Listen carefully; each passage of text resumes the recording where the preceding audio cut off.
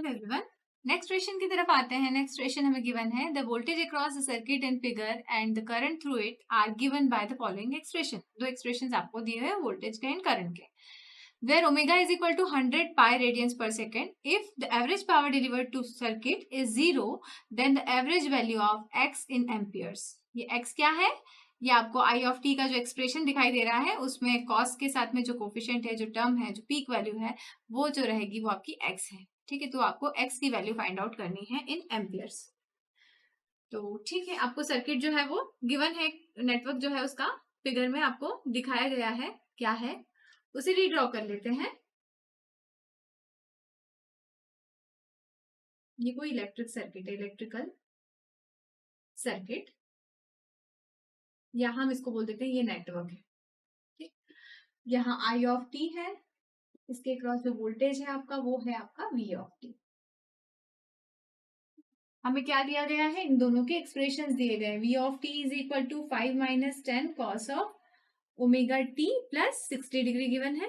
साथ में I of T क्या गिवन है, I of T is equal to 5 + x cos of omega T minus 0 degree, ये आपको दिया गया है। और साथ में क्या कहा गया है if average power delivered to the circuit, average power delivered to the circuit is 0, मतलब क्या, आपकी जो पी एवरेज है या पी रिक्वायर्ड जो है हमारी वो हमने बोल दिया 0 है। ठीक है, तो हमारे पास में 0 है, हमें ये पता है, तो हम क्या कर सकते हैं, v इंटू आई जो है हमारा उसको हम करते हैं 0। 0 is equal to 5 × 5 minus 10 × x, 5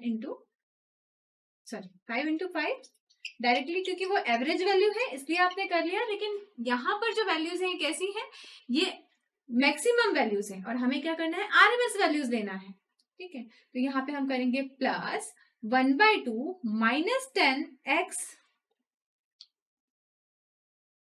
cos of 60 degree, यहाँ 0 डिग्री है, ये आपका आ जाएगा माइनस, यहाँ से आ गया -25, इधर ले आते हैं, -25 is equal to half minus 10x cos of 60 degree. ये x है, मल्टीप्लाई मत समझिएगा। तो यहां से आपको x की वैल्यू मिलेगी, x is equal to 10, x is equal to 10।